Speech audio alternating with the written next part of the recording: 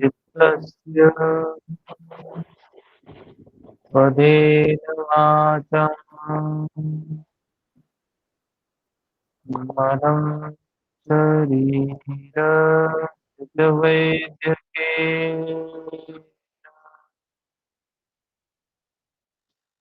योपाकरोत्तं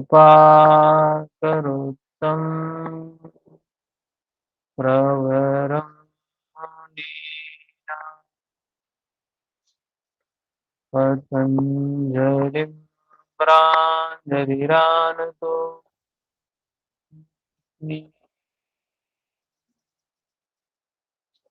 तपः स्वाध्यायीश्वर प्रणिधानानि क्रियायोगः समाधिभावनार्थ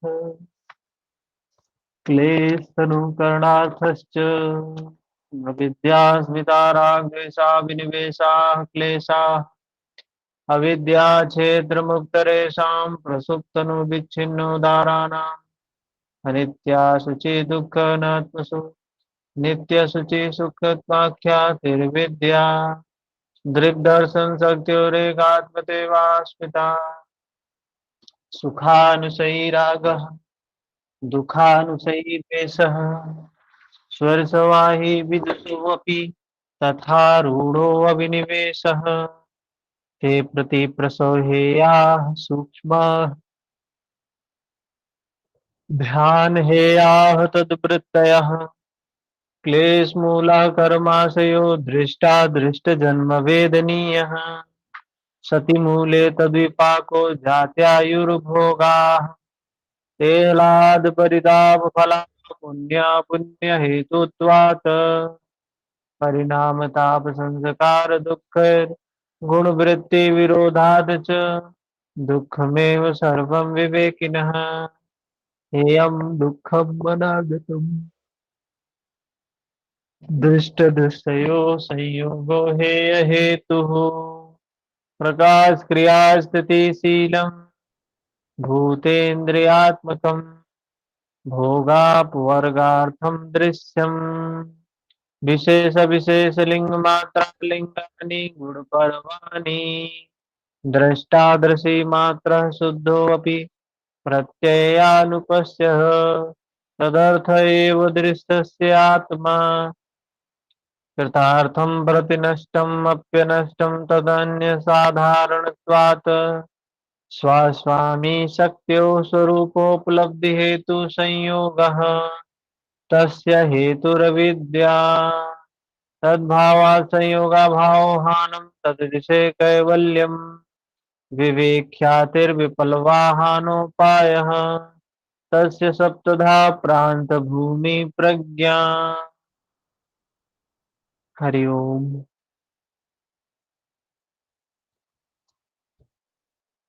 हम लोगों ने यहाँ तक चर्चा किया था।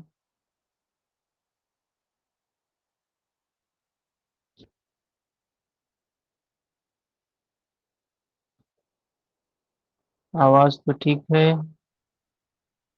विद्या जी? हरिओम।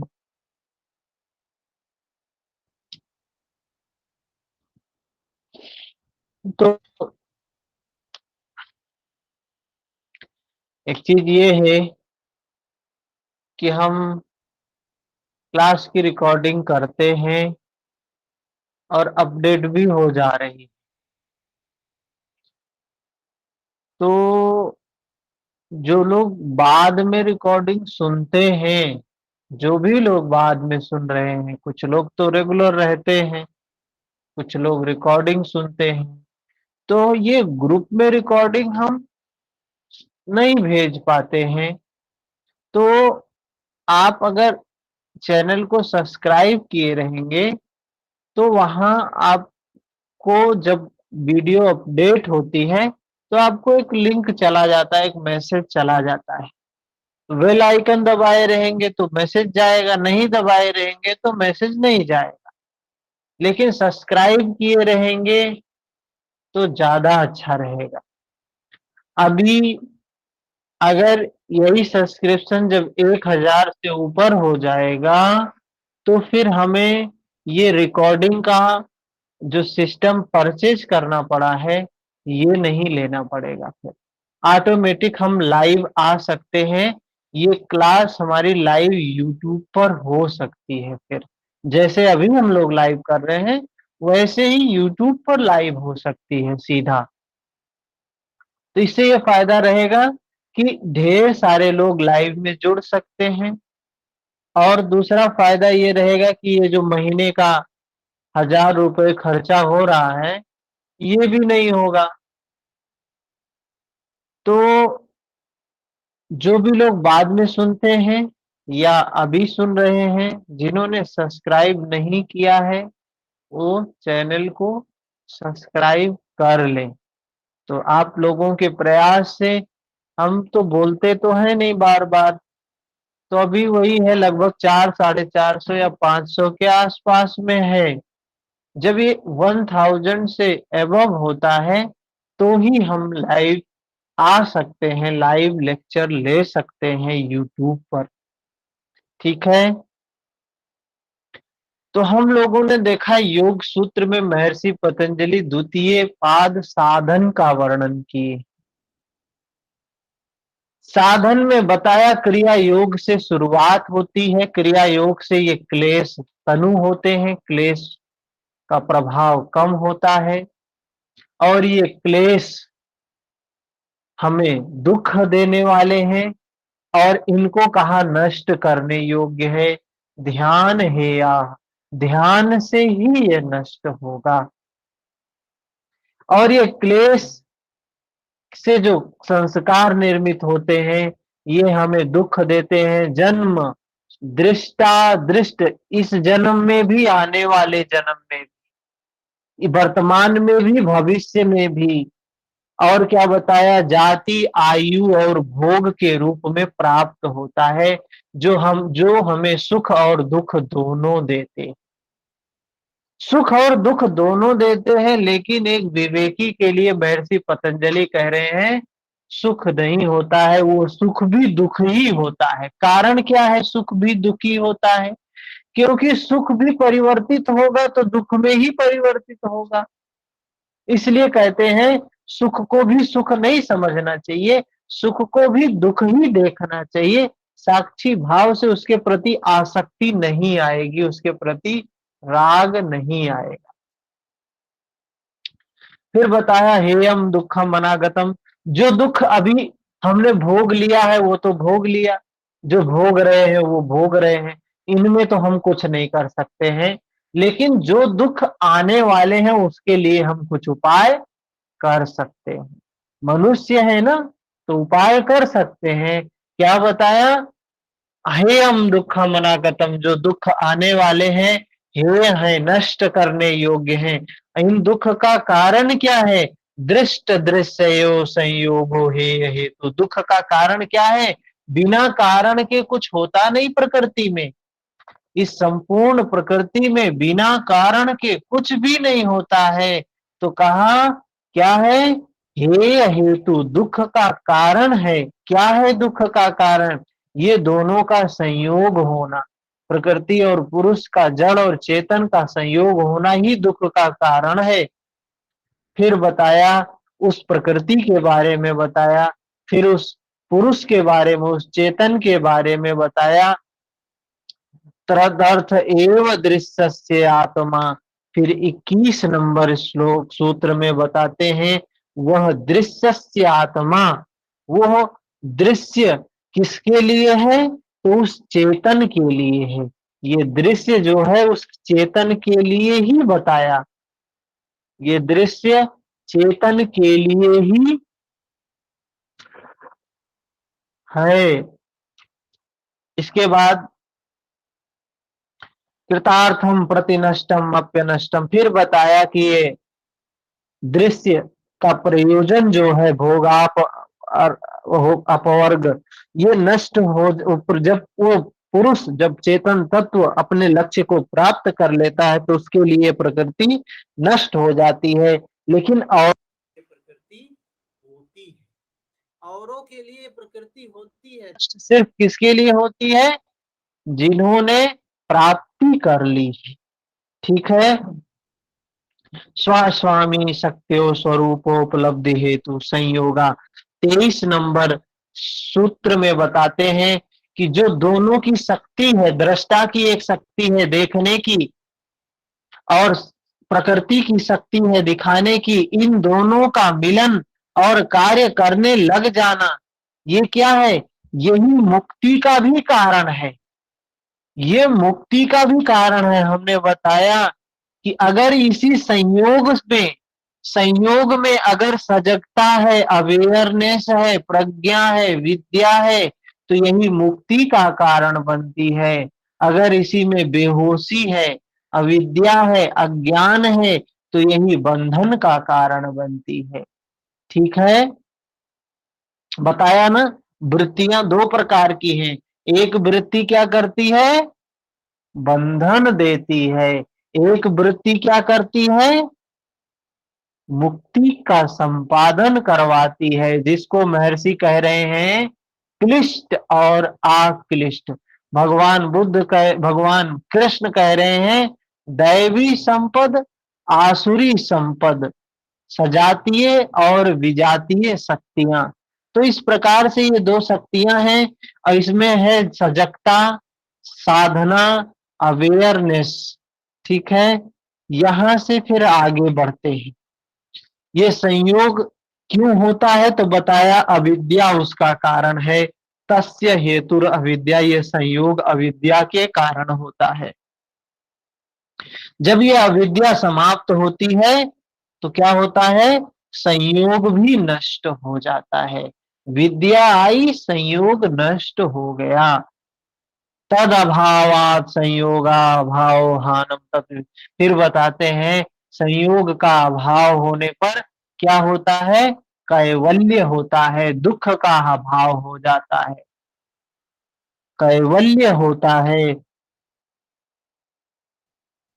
जहां पर पुनर्जन्म नहीं होता है, जहां पर बंधन नहीं होता है, जहां पर दुख नहीं होता है, इन सभी चीजों का अभाव हो जाता है। फिर 26 नंबर सूत्र बताया विवेक ख्यातिर विपलवा हानोपाय। हानोपाय, हानोपाय क्या है? हानोपाय बताया क्या है? हान कैवल्य की स्थिति है, हानोपाय क्या है? विवेक की स्थिति। जो वही बताया हमने आपको कि संयोग में अविद्या है तो क्या होगा, और संयोग में ही विद्या आ गई तो क्या होगा? एक तरफ अगर ज्ञान है तो मुक्ति होगा, अज्ञान है तो बंधन होगा, विद्या है तो मुक्ति होगी और अविद्या है तो बंधन होगा, प्रकाश है तो मुक्ति होगी, अंधकार है तो बंधन होगा, होश है, अवेयरनेस है तो विवेक है तो मुक्ति होगी, और अविवेक है, मूढ़ता है तो बंधन होगा। ये बात समझ में आई? वही कहा तद्भावात संयोगा भाव हानम तत्दिशे कैवल्यम। क्या है? उसका अभाव होने से इस दुख का अभाव हो जाता है। और कह रहे हैं विवेक ख्यातिर विपलवाहानुपाय। विवेक अर्थात ख्यातिर अविपल, क्या है? निश्चल और निर्दोष विवेक ज्ञान युक्त दुखों के अत्यंत अंत का उपाय है। तो विवेक होना चाहिए। अगर विवेक नहीं है तो क्या होगा? कुछ भी प्राप्त नहीं होगा, बंधन ही बंधन होगा। तो कहा विवेक बहुत जरूरी है, और विवेक जब पुष्ट होगा तो फिर क्या होगा? तस्य सप्तधा प्रांत भूमि प्रज्ञा। उस विवेक ख्याति ज्ञान की सप्त अवस्था वाली होती है। विवेक कहते हैं ना, विवेक तुम्हारा नष्ट हो गया है, तुम्हारा विवेक बोलते हैं भ्रष्ट हो गया। तो ये विवेक क्या है? बोल रहे बुद्धि। तो क्या हो जाती है? रितम भरा प्रज्ञा, सप्तधा प्रांत भूमि प्रज्ञा। वो बुद्धि 7 अवस्थाओं को धारण करने वाली हो जाती है। 7 अवस्थाएं बताई गई हैं, शुभेच्छा, विचारणा, तनु मनसा, सत्व उत्पत्ति, आसन शक्ति, पदार्थ भावना, तुर्यगा। यह विवेक ख्याति कब प्राप्त होती है? ये विवेक ख्याति कब प्राप्त होती है? तो बताया, यहाँ महर्षि पतंजलि ने बता दिया भाई, हेय क्या है? दुख है। दुख का कारण क्या है? संयोग है। संयोग में आसक्ति है, यही दुख का कारण है। और मुक्ति क्या है? मुक्ति क्या है? संयोग का अभाव ही मुक्ति है। संयोग का अभाव ही मुक्ति है? और तो फिर ये मुक्ति प्राप्त कैसे होगी? तो बताया विवेक से प्राप्त होगी। चारों चीज नोट कर लीजिए, चारों चीज को लिखिए लीजिए, सभी सभी लोग उसको नोट करें। एक है दुख, दूसरा है दुख का कारण, तीसरा है दुख मुक्ति की अवस्था, चौथा है दुख मुक्ति का उपाय। चार बात है, ये भगवान बुद्ध ने बताया। महर्षि पतंजलि ने इन्हीं चारों को क्या बोला? हे हे हेतु हान हानोपाय। ठीक। हे क्या है? दुख है। हे हेतु क्या है? ये संयोग, संयोग में आसक्ति है, संयोग में अविद्या है, संयोग में अज्ञान है, संयोग में अंधकार है। तो क्या होगा? यही दुख का कारण है, यही हे का हेतु है। ठीक है, दोनों समझ में आया। फिर तीसरा बताया कैवल्य, मुक्ति की अवस्था, दुख मुक्ति की अवस्था, जिसको बोला कैवल्य है। उसको क्या कहा? कैवल्य क्या है? तो कैवल्य बताया अब संयोग का अभाव हो जाना, संयोग का अभाव होना ही कैवल्य है। तो ये कैवल्य कैसे प्राप्त होगा? तो बताया विवेक से प्राप्त होगा। विवेक ख्यातिर विपलवा हानोपाय। इस हानोपाय, कैवल्य प्राप्ति का उपाय क्या है? विवेक है। यहां तक बात समझ में आई? किसी को प्रश्न तो नहीं है? आगे चलते हैं, आगे चलते हैं। अब बात आती है कि ये विवेक कैसे आएगा? विवेक कैवल्य का उपाय है। अच्छा, एक चीज आप लोग देख रहे होंगे सूत्र में, क्या कि महर्षि पतंजलि बढ़ते हुए क्रम में बात कर रहे हैं, भटकाने वाली बात नहीं कर रहे हैं, एक सीक्वेंस से बता रहे हैं। जैसे हम ट्रेन से जब यात्रा करते हैं तो एक गंतव्य है हमारा कि हमें वाराणसी से दिल्ली जाना है? तो वाराणसी से निकलेंगे लखनऊ, लखनऊ से कानपुर, कानपुर से ऐसे आगे आगे बढ़ते जाएंगे तो दिल्ली आ जाएगा। कानपुर से आगरा, आगरा से दिल्ली है।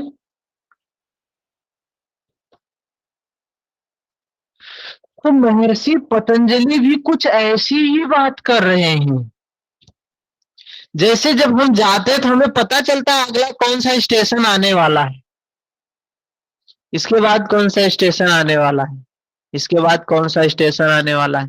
हमारा लक्ष्य क्या है? दिल्ली। दिल्ली पहुंचने में कितनी दूरी है ये भी पता चल जाता है। एक तो ये बात हो गई कि क्रम से बता रहे हैं।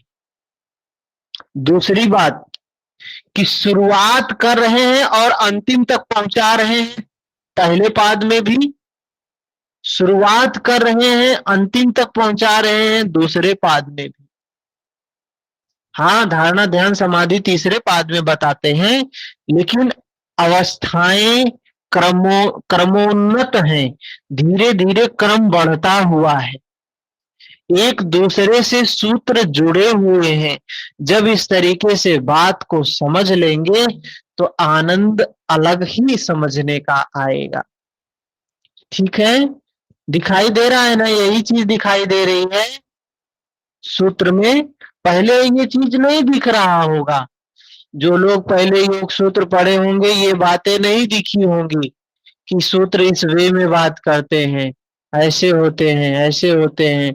ये चीजें पहले नहीं पता चली होंगी, लेकिन अब पता चल रही है कि महर्षि एक लाइन में बात कर रहे हैं। जैसे सूत्र होता है, हम उसमें माला पिरोते हैं, तो एक लाइन में, एक सीक्वेंस में होता है। वैसे ही महर्षि भी बात कर रहे हैं, एक सीक्वेंस में ही बात कर रहे हैं ना। तो क्या बताया? मुक्ति का, कैवल्य का उपाय क्या है?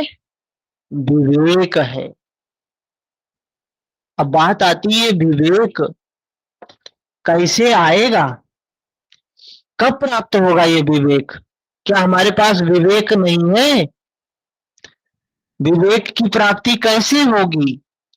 तो कह रहे हैं योगांग निष्ठा अशुद्धि क्षय ज्ञान दीप्तिरविवेक ख्याते। अब बहुत से लोग कहते हैं, भैया हाँ वो हाँ, सप्त प्रांत भूमि को एक बार फिर से बोलिए ना। अच्छा क्या बताया? अस्य सप्तधा प्राप्त भूमि प्रज्ञा। माइक किसी का चल रहा है तो बंद कर लें। हरिओम। अभी ठीक है। तो क्या बताया? तस्य सप्तधा प्रांत भूमि, एक प्रज्ञा सूत्र आया था पहले पाद में, ऋतंभरा तत्र प्रज्ञा। यहां भी है प्रज्ञा, और उसके पहले आया था अध्यात्म प्रसाद प्राप्त होता है, जिसमें बुद्धि कैसी होती है? ऋतंभरा वाली होती है, ऋत को धारण करने वाली। ये ऋत क्या है? प्रकृति। ऋतंभरा प्रकृति का कानून धारण करने वाली हो जाती है। प्रकृति का कानून क्या है? प्रकृति का कानून तो यही है कि चित्त में विकार उत्पन्न हुआ तो विचलित किया, विकार से समाप्त, विकार मुक्त हुआ तो चित्त निर्मल हुआ, तो वो अवस्था प्राप्त हुई ब्रह्म की। तो कह रहे हैं ये ऋत, ऋत क्या है? प्रकृति का कानून है। और प्रज्ञा क्या है? बताया ये बुद्धि जो है हमारी, ये ऋतंभरा हो जाती है। ये प्रज्ञा जो है किस अवस्था की हो जाती है? सप्तधा प्रांत भूमि पर। सात धा मतलब होता है बुद्धि, सात प्रकार की, सात अवस्थाओं को धारण करती है, जिसका वर्णन योग वशिष्ठ में किया गया है। योग वशिष्ठ में बताया गया है कि ज्ञान की सप्त भूमियां बताई गई है वहां। योग वशिष्ठ में एक टॉपिक है ज्ञान की सप्त भूमियां, जिसमें ये शुभेच्छा, विचारणा, तनुमनसा, सत्वोत्पत्ति, आसंशक्ति, पदार्थ भावना, तुर्यगा। यह महर्षि पतंजलि इन सातों का नाम नहीं ले रहे, सिर्फ इन बोला सप्तधा, मतलब सात अवस्थाओं को धारण करने वाली हमारी बुद्धि हो जाती है। बस यही हमें समझना है।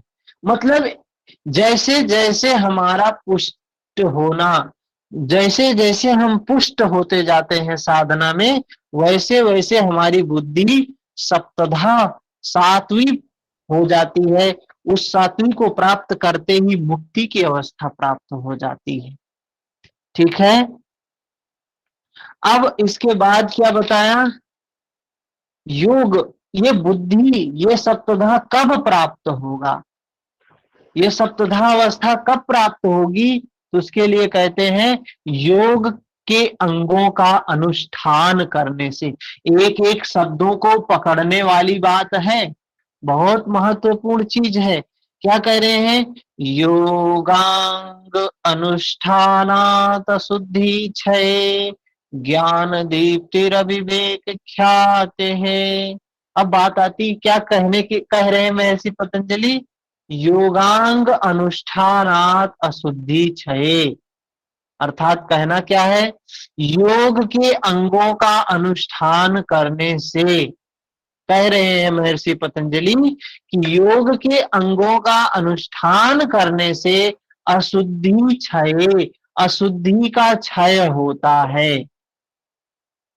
बात समझ में आई? वहां प्रज्ञा कब प्राप्त हो रही थी? ऋतंभरा प्रज्ञा वहां कब प्राप्त हो रही थी?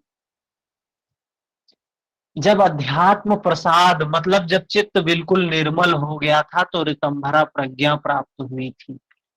ताएव सबीजा समाधि, कहां बताया? ताएव सबीजा समाधि, पिछले पहले पाद में है, समाधि में। यहां कह रहे हैं कि वो योग के अंगों का अनुष्ठान करने से प्राप्त होगी। योग के अंगों का अनुष्ठान करने से क्या होगा? चित्त में जो विकार है, चित्त में जो वृत्तियां हैं, जो संस्कार हैं, जो बंधन है, उनका क्षय होगा। योगांग अनुष्ठानात शुद्धि क्षय। यह अशुद्धि का क्षय कैसे होगा? तो योग के अंगों के अनुष्ठान से होगा। योग बात समझ में आ रही क्या है? योग मतलब है चित्त की वृत्तियों का निरोध करने का उपाय। चित्त वृत्ति निरोध की प्रक्रिया, विकारों को खोलने की प्रक्रिया, संस्कारों को नष्ट करने की प्रक्रिया, बंधन को खोलने की प्रक्रिया योग है। कह रहे हैं योग के अंगों को धारण करना पड़ेगा। अनुष्ठान का मतलब क्या होता है, कोई बताएगा? अनुष्ठान मतलब आप क्या समझते हैं? अपने अंदर उस ज्ञान को धारण करना या मानना। अनुष्ठान हम सभी बहुत सुनते हैं। उसे आचरण में लाना, हाँ, शरीर और मन से उसको पूरी शुद्धिकरण को अनुष्ठान कहते हैं। अनुष्ठान। अब जैसे बाहर अनुष्ठान चलते हैं, हाँ? कोई पंडित जी हैं तो कहते हैं अनुष्ठान में बैठे हुए हैं, पूजा कर रहे हैं, फोन आ गया तो कहेंगे अनुष्ठान में है अभी। अनुष्ठान का मतलब क्या होता है? अनुष्ठान का मतलब उसको धारण करना।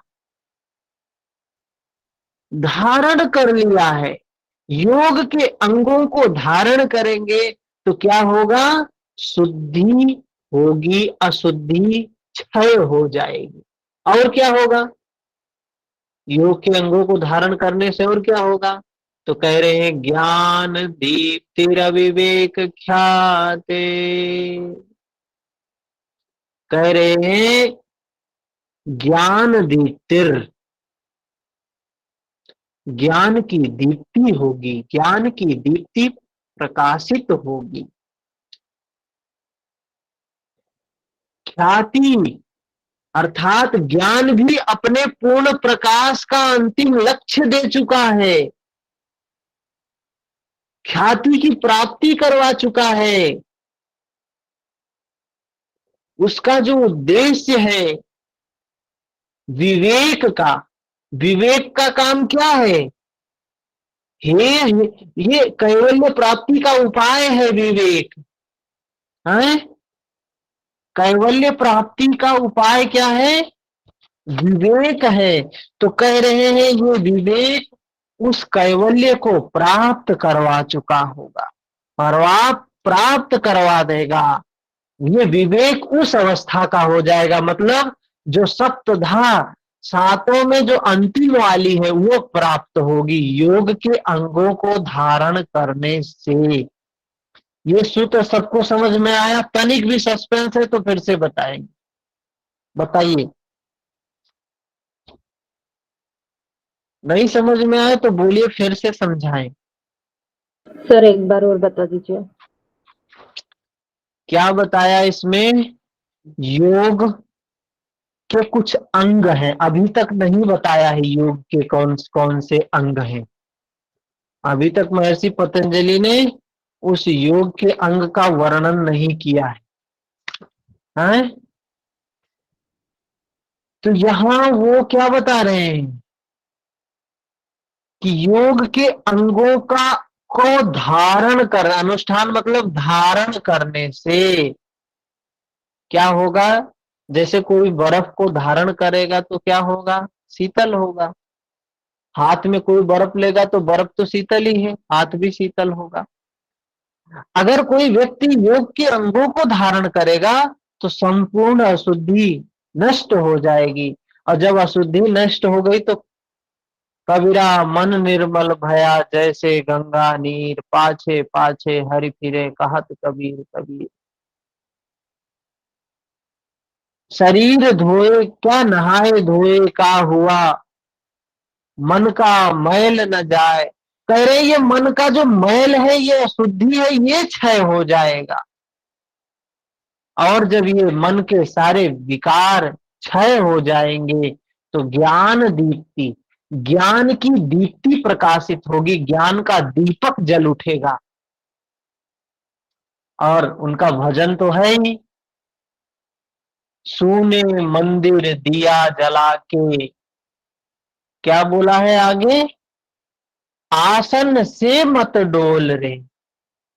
इस कह रहे हैं कि वो दीप्ति, वो जो मंदिर, ये अपने अंतर मन में जो दीपक जलेगा, कैसे जलेगा। कबीर का भगवान महर्षि पतंजलि कह रहे हैं वो दीपक योग के अंगों के अनुष्ठान से जलेगा, जो विवेक का दीपक होगा, जो हमें कैवल्य तक प्रकाश देगा। समझ में आया अभी?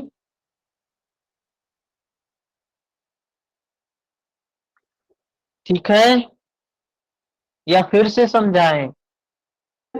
आ गया सर। विद्या जी समझ में आया?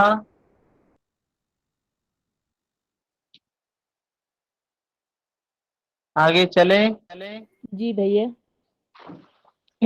फिर इसके बाद बात करते हैं, प्रश्न उठता है स्वाभाविक तौर पर, प्रश्न उठता है कि अब योग क्या है। विवेक ख्याति तक जो बोल रहा है, मतलब वो जो प्रज्ञा, सप्त प्रज्ञा जो है, वो उसके लास्ट स्टेज तक पहुंच गया है।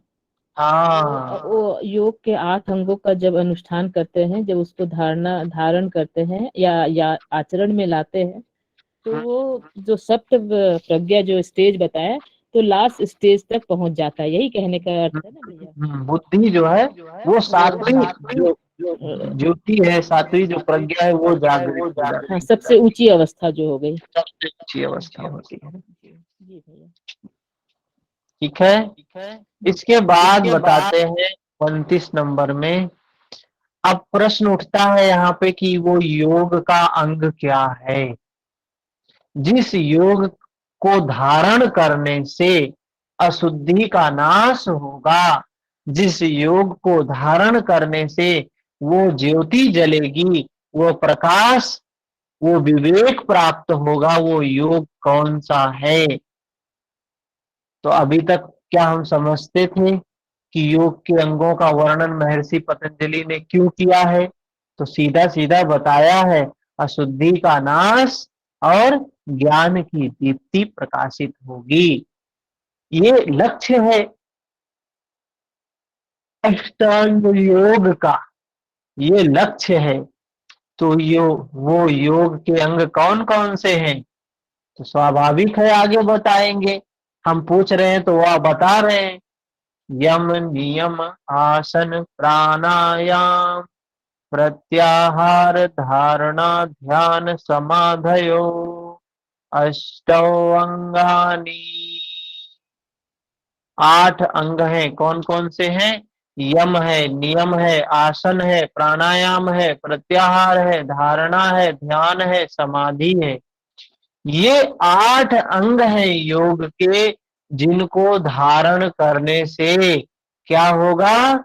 सभी अशुद्धि क्षय हो जाएगी, सारे विकार समाप्त हो जाएंगे, सारी वृत्तियां नष्ट हो जाएंगी, ज्ञान दीप्ति रवि, और ज्ञान की दीप्ति, ज्ञान का प्रकाश आएगा, विद्या जागृत हो जाएगी।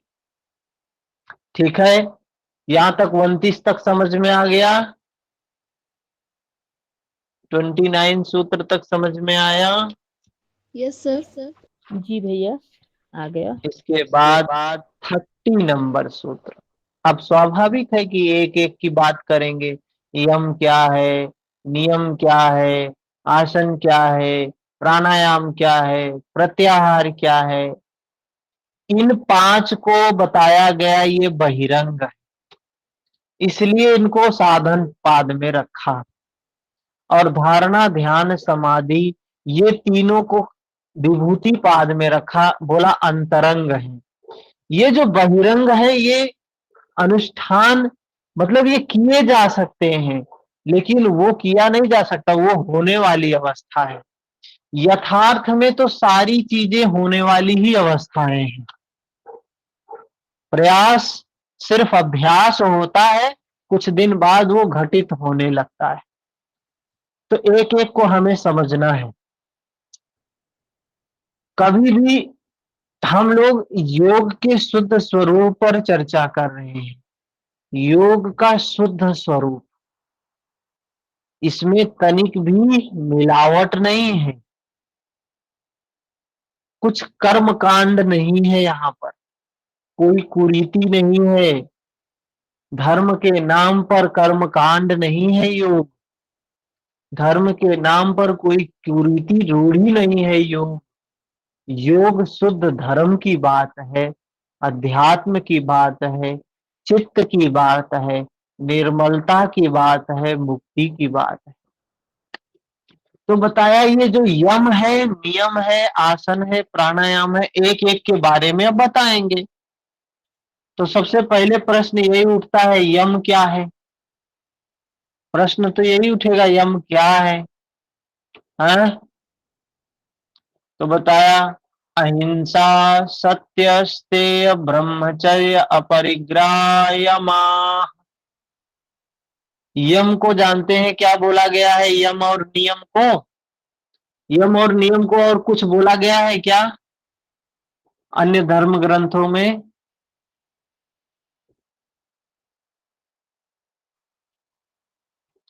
यम नियम को कुछ बोला गया है अन्य धर्म ग्रंथों में? क्या बोला गया है शांभवी जी?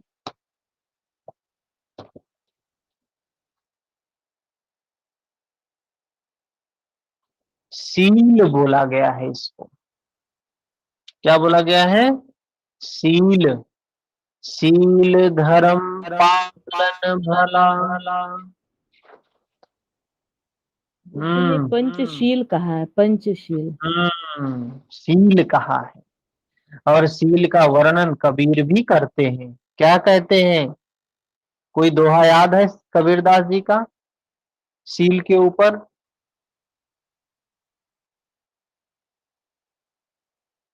कबीर जी कहते हैं, सीलवान सबसे बड़ा, सब रत्नन की खान, सीलवान की आन पर। याद है किसी को? ये सुना तो होगा ही। कह रहे सब रत्नन की खान, जो सीलवान व्यक्ति है, जो यम नियम को पालन करने वाला व्यक्ति है, सब रत्नन की खान है। अरे रत्न क्या है? एक योगी के लिए रत्न क्या होता है? एक योगी के लिए रत्न क्या है?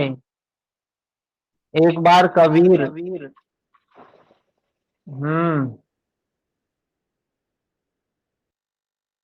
कबीर दास जी के बेटे थे कमाल।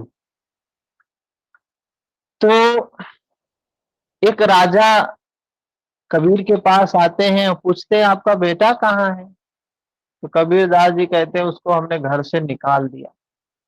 कि राजा कहते, क्यों निकाल दिए? इतना अच्छा बेटा आपका, आप उसको घर से निकाल दिए। कहे वो कबीर दास जी कहे, वो बहुत लोभी है, बहुत लोभी है, और जो कोई कुछ देता है वो ले लेता है, इसलिए उसको हमने निकाल दिया। हमारे जैसे त्यागी महापुरुष का पुत्र होते हुए और इस तरीके से लोभ रखा है मन में। तो राजा ने सोचा इसकी परीक्षा ले हम, क्या सच में लोभी है? तो राजा जी अपने एक हीरा लेके जाते हैं, हीरा है, डायमंड लेके जाते हैं और उसके कुटिया में जाते हैं, प्रणाम करते हैं। तो कहता है बताइए, आइए आइए। राजा जी जाते बैठते हैं। तो राजा जी कहते हैं हम आपके लिए कुछ भेंट लाए। तो वो कमाल कहता है क्या लाए हैं? तो कहते हैं हम आपके लिए ये हीरा लेकर आए हैं, हीरा। तो वो कहता है लाए भी तो पत्थर ले आए। तो राजा सोचते हैं इतना महंगा हीरा हम लेके आए हैं, इतना कीमती हीरा लेके आए हैं, वो कह रहा है पत्थर लाए हैं।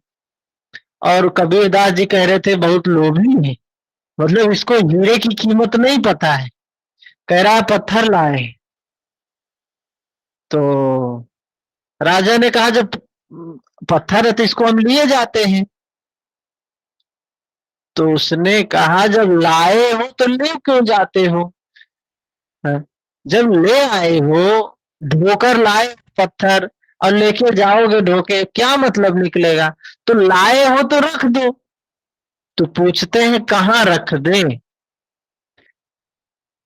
तो वो कमाल कहता है जब ये पूछ रहे हो कहाँ रख दे तो लिए ही जाओ उसको। तो उसके नजर में तो वो पत्थर ही था, लेकिन राजा के नजर में वो हीरा था। तो राजा कहते कहाँ रखे? अरे जब पत्थर है तो तू कहीं भी रख दे, पत्थर रखने का पूछोगे कहाँ रखे इसको, जहां मन करे वहीं रख दो, फेंक दो। तो राजा सोचते हैं बड़ा चालाक है, क्या करते हैं उसकी कुटिया में ऊपर वही एक कुटिया थी तो उसमें उधर भी ऊपर रख देते हैं। और 6 महीने बाद उसके पास आते हैं, पूछते हैं हमने आपको वो हीरा दिया था वो क्या कहाँ है, मुझे वापस दीजिए। तो कहता है हीरा? हम कहाँ जाने हीरा, अरे वो आपने कहा था पत्थर है, हमने कहा तो जहां रखे होंगे वहीं होगा। तो 6 महीने बाद राजा जाते हैं, देखते हैं वो पत्थर जहां वो रखे थे वहीं पर था। तो एक योगी के लिए सोना, चांदी, हीरा, जवाहरात, ये वस्तुएं क्या है? ये सब मिट्टी है, पत्थर है। ये एक योगी का रत्न क्या होता है? एक योगी का रत्न होता है सद्गुण, अच्छे गुण, दैवीय गुण, दैवी संपद, उसके क्या होते हैं? हीरे मोती होते हैं। तो कबीर कह रहे हैं सीलवान सबसे बड़ा, सब रत्नन की, सारे गुणों की खान है वो। कौन? जो सील का पालन करता है। गुणवान नहीं है, गुणों का निधान है। गुण निधान किसको बोला गया है? किसको कहा गया है? मतलब वो ईश्वर है। ईश्वर को ईश्वर को बोला गुणों के खान, गुणों के सागर हैं। तो वो योगी जो यम को ही धारण कर ले, गुण का सागर, गुणों की खान है। और एक जगह का और रेफरेंस देते हैं, रेफरेंस मिलता है तो थोड़ी सी बात ज्यादा पुष्ट हो जाती है। हनुमान जी जब माता सीता की खोज में लंका जाते हैं,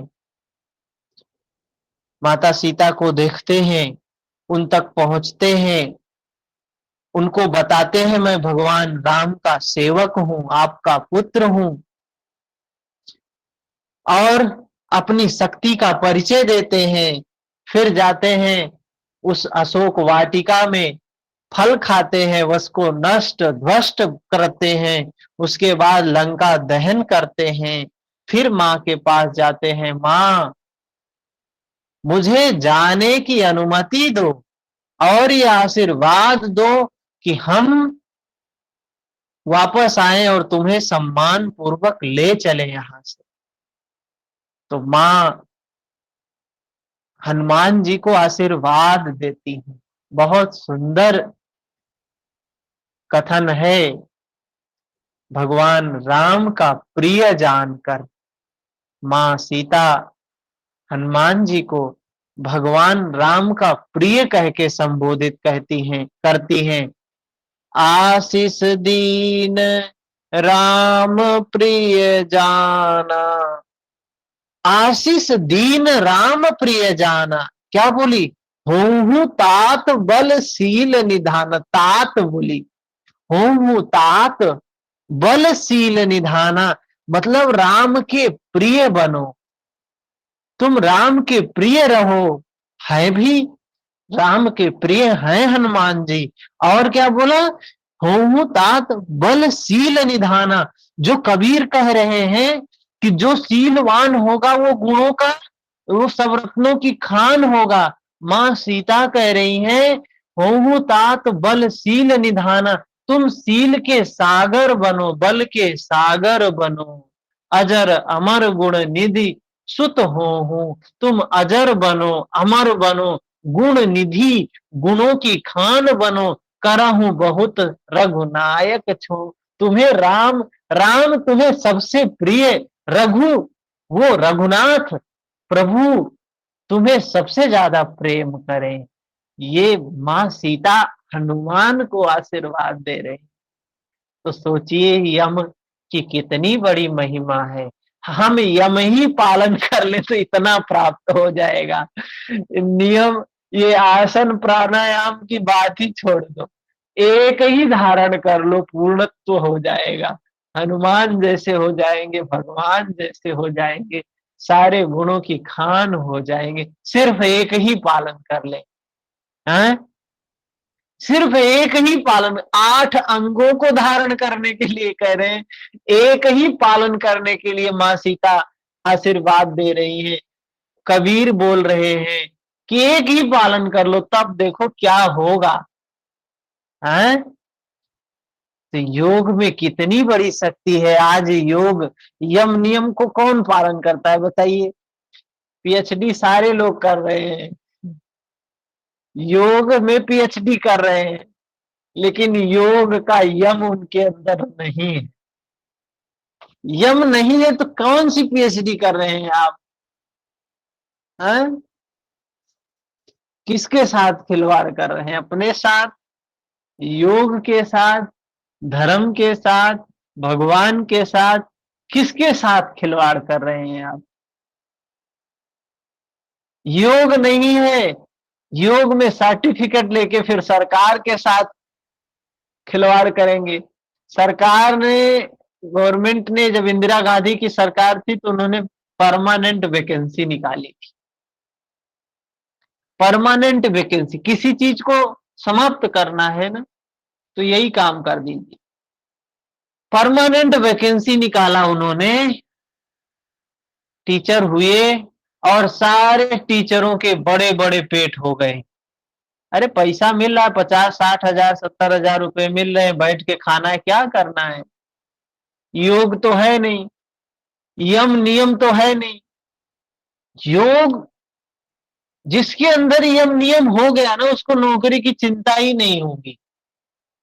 सिर्फ यम और नियम जीवन में उतर जाए तो वो नौकरी की चिंता करेगी। उसके अंदर वो गुणों की खान, उसके अंदर इतने गुण हैं, बहुत कुछ प्राप्त हो जाएगा। लेकिन हम पहले सोचते हैं ना कि इसको करेंगे तो मिलेगा क्या। तो आज लोग सोचते हैं अरे यम नियम पालन करने से कुछ मिलेगा थोड़ी ना। पहले चाहते हैं पहले प्राप्त हो जाए तब पालन करें। तो प्रकृति इतना बेवकूफ तो है नहीं। पालन जो करेगा, जो धारण करेगा, धारण करे तो लाभ है, वरना कोरी बात। सूरज उगे प्रकाश है, वरना अंधेरी रात है। अब औषधि से कोई कहे कि पहले हमारी बीमारी ठीक करो तब हम तुम्हें खाएंगे, तो संभव है क्या? पानी से कोई कहे पहले प्यास बुझा दो तब पिएंगे, तो संभव है क्या? ऐसे ही यम नियम को कोई धारण तो करता नहीं, लेकिन योगा के फील्ड में हम सभी हैं। हम सब योग के फील्ड में हैं, क्योंकि योग को सही वे में समझते नहीं है। योग को सही मायने में जो व्यक्ति समझ जाएगा वो कभी सर्टिफिकेट के लिए नहीं पढ़ेगा, फिर वो जीवन में धारण करने के उद्देश्य से पढ़ेगा। यम नियम जब हम धारण कर लेंगे तो इतना लाभ मिलेगा, इतना लाभ मिलेगा। अरे धारण थोड़ा सा ही कर ले। अर्जुन से भगवान कृष्ण क्या कहते हैं, तू चल भर दे मात्र, लाभ तो तुझे पता चलेगा। तू चल तो उस पे, अपने कर्म को कर तो देखेगा कितनी प्राप्ति होगी तुझे, क्या क्या प्राप्त करेगा। हारेगा तो भी देवत्व प्राप्त करेगा, जीतेगा तो फिर महामहिम स्थिति तो मिलेगी ही। लेकिन अगर वो नहीं प्राप्त करेगा, जीत नहीं पाया, बस चलना भर शुरू कर दिया, तो भी कल्याण ही कल्याण। धर्म को बताया गया आदि में कल्याणकारी, अंत में कल्याणकारी, मध्य में कल्याणकारी, वही धर्म है। धर्म का मतलब जिसको धारण किया तो तुरंत लाभ मिला, मध्य में उसके बाद भी लाभ मिला, अंत में भी लाभ मिला। जिसको हम धारण करें तुरंत लाभ न मिले, वो धर्म कैसा? वो धर्म नहीं है, वो कर्मकांड है। कहते हैं ये कर्मकांड करो तो मरोगे तो ये प्राप्त हो जाएगा, मुक्ति मिल जाएगी, तो वो धर्म नहीं है, वो कर्मकांड है, बंधन है। धर्म तो है सिर्फ शुरू करो धारण करना, लाभ तुरंत दिखाई देगा। अब यम को धारण करो, अहिंसा को धारण करो, सत्य को धारण करो, अस्तेय ब्रह्मचर्य परिग्रह को धारण करो, लाभ स्वतः ही दिखाई देने लगेगा। ठीक है, कुछ प्रश्न है किसी का तो बताएं।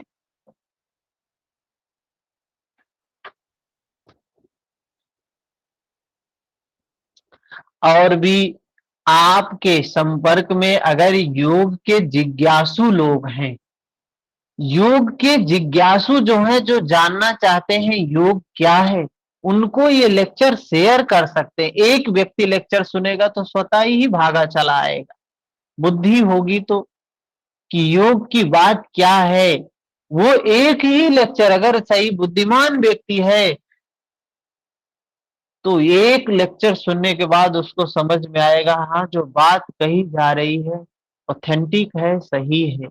ठीक है, तो इसको शेयर भी करें, संख्या भी बढ़नी चाहिए। ये 4-5 संख्या मतलब ये दर्शा रही है कि संख्या 30 थी। मैं तो एक व्यक्ति रहेगा तो भी इसी तरीके से पढ़ाऊंगा, 50-100 व्यक्ति रहेंगे तो भी इसी तरीके से पढ़ाऊंगा, इतनी ही एनर्जी हमारी लगेगी। लेकिन 50-100 व्यक्ति होंगे तो ज्यादा लोगों का भला होगा, 2-4 लोग हैं तो 2-4 लोगों का भला होगा, हैं? तो अधिक से अधिक लोग जुड़े, तो ये मतलब कि होता है कि काम सही दिशा में हो रहा है। 2-4 लोग ही जुड़ रहे हैं तो थोड़ा सा क्या करता है, डीमोटिवेट करता है। हमें तो नहीं फर्क पड़ता है, लेकिन अच्छा लगता है जब और लोग अच्छी अधिक से लोगों तक ये बातें पहुंचे। ठीक है, बाद में भी सुन रहे हैं तो अच्छा लगता है तो शेयर कर सकते हैं इसको। ठीक है, हरिओम, शुभ रात्रि। भैया कल का डाल दिए हैं क्या यूट्यूब में? कल कहाँ, कल का डाल दिए हैं। डाल दिए हैं, हाँ, ठीक। हरिओम भैया।